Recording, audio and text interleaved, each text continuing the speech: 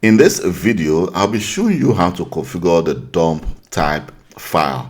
That is, for example, you are working on your Windows 11 operating system and you receive a blue screen of death, that's the BSOD.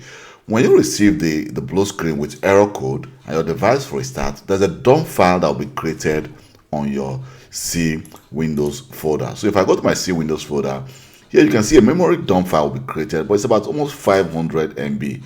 So when you keep on receiving blue screen, this file will keep on getting bigger. But there's a way we can actually make sure that the file is actually small. So if you go to settings on your device, and if I scroll down and I click about, here I will need to go to advanced system settings, and in advanced you will need to go to settings. And here you can see, first of all, you want to make sure that automatically restart is actually select. If not, you can actually just leave it, but your device will just be showing the blue screen.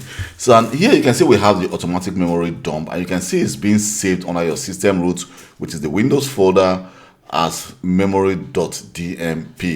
In a different video, I actually showed you how to open the .dmp file.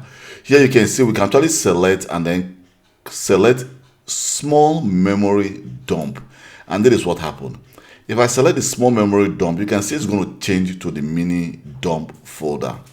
And then what happens is the following. If you switch to the mini dump folder, let's just try and see if we can see the folder. Here you can see the folder. Now, if you now select OK, so next time when there's an error, it's going to actually be created here, not this large file, this large memory.dmp file that will be created. So all the file will be created in the small mini dump, which of course it will be a smaller file, and you'll be able to actually read that file easily than actually trying to open the large file.